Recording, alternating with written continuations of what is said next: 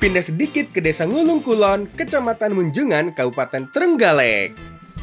Aku mau cari tumbuhan yang biasa digunakan sebagai bumbu karena rasa dan aromanya yang sangat kuat. Cirang, honje, atau kecombrang adalah salah satu jenis tumbuhan rempah tahunan yang berbentuk terna. Bunga, buah, serta biji cirang biasanya dimanfaatkan sebagai bumbu masakan. Nah, sekarang lagi cari cirang. Cirang ini sejenis tumbuhan rimpang. Biasanya ini dimanfaatkan bunganya ini. Ini iso dimakan, Mbak? Iso. Coba ya. Sepeti, Mbak. Sepeti. Bunga cirang berwarna kemerahan seperti tanaman hias pisang-pisangan. Tuh, buahnya. Batangnya beda lagi. Kalau batangnya sudah tua, bentuknya sangat mirip dengan jahe. Hanya saja dengan ukuran yang jauh lebih besar.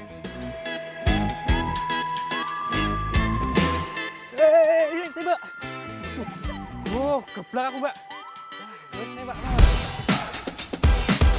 Masih di Desa Ngulung Kulon. Sekarang aku berada di Curug yang ada di Weru.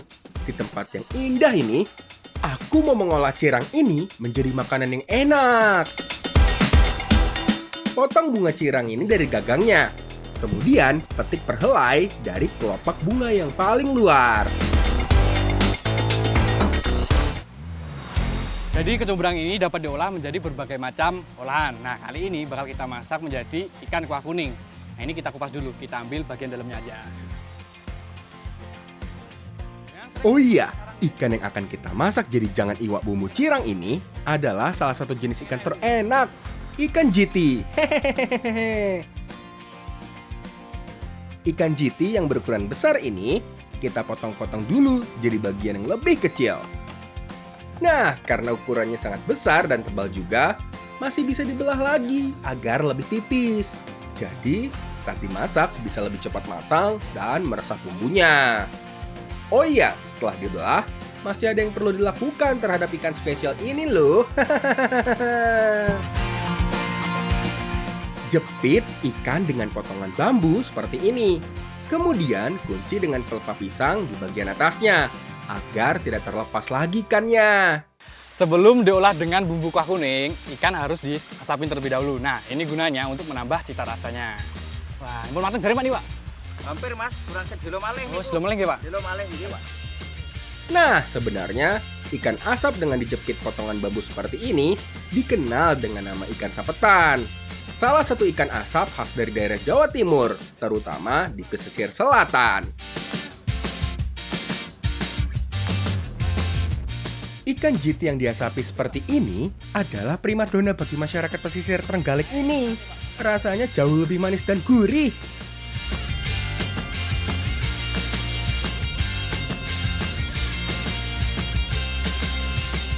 Sambil menunggu ikan asapnya matang, kita tengok dulu yuk apa saja bumbu yang dibutuhkan. Haluskan bawang merah, bawang putih, cabai, dan kemiri. Ada juga tambahan kunyit dan garam. Oh iya, biar lebih gampang menghaluskannya, potong-potong dulu semua bumbunya. Tuh, jadi lebih gampang kan? Terakhir, yang akan kita butuhkan untuk membuat jangan iwa adalah santan kuning. Makanya, kita butuh parut kelapa beserta kunyit yang menjadi ciri khas di sini.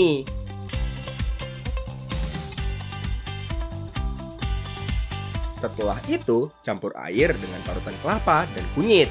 Kemudian peras dan ambil santannya. Bukan jangan iwa namanya, kalau tidak menggunakan santan kuning seperti ini. Sip, semua bahan sudah siap. Sekarang saatnya kita masak. Tumis dulu semua bumbunya seperti bumbu halus. Tambahkan serai dan salam, serta irisan tomatnya. Tunggu sampai harum dan benar-benar matang yuk. Kalau sudah, langsung masukkan santan kuningnya. Tunggu sebentar sampai mendidih dan matang. Langsung masukkan ikan sapetan jitinya yuk. Lepas ikan dari jepitan bambu.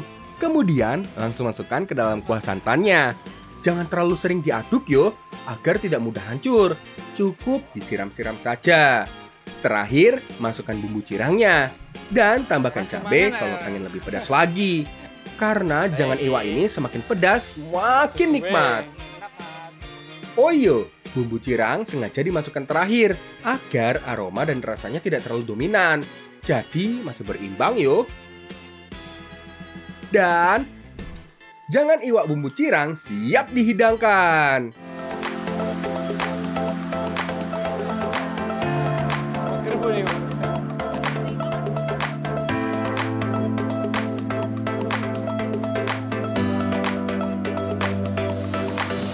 Jadi jangan ikan bumbu kecombrang ini hampir mirip dengan masak mangut. Ikannya sama-sama diasepin, sama-sama pakai santan kuning. Nah, bedanya ikan jiti ini lebih gurih daripada ikan pe.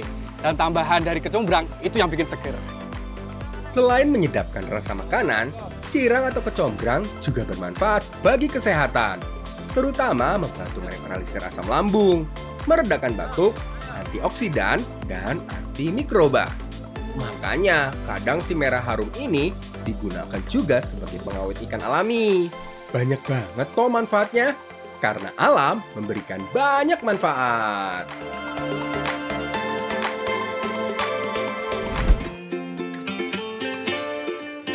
Selain penyebutan namanya yang beragam, cirang atau kecombrang juga dimanfaatkan menjadi banyak jenis makanan di berbagai daerah.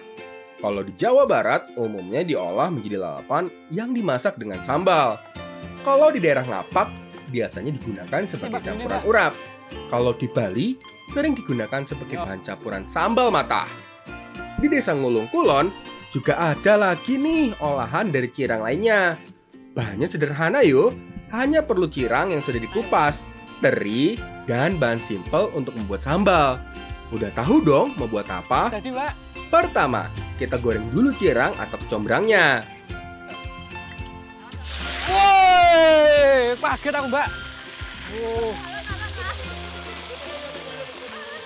Meletik kabeh. Hehehe, hati-hati yo, Rek. Kalau goreng sesuatu yang basah seperti cirang ini. Hati-hati, soalnya minyaknya pasti nyiprat.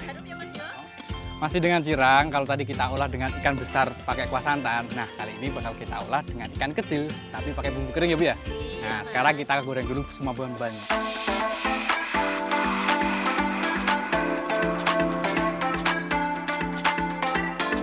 Berikutnya, goreng ikan teri sampai matang dan benar-benar kering. Kalau teri seperti ini sih, nggak perlu terlalu lama. Cukup sebentar saja yo, asal terus dibolak-balik seperti ini. Sudah langsung matang.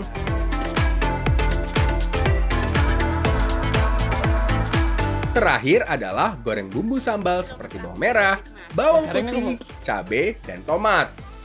Walah, toh nyiprat lagi minyaknya. Harus ekstra hati-hati yo. Tunggu sebentar sampai layu dan semuanya bahannya empuk.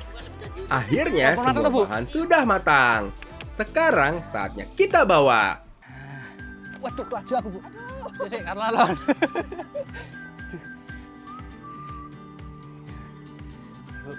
Sekarang saatnya ulek semua bahan. Mulai dari racikan bumbu sambalnya. Bumbu sambal yang digoreng lebih dahulu seperti ini.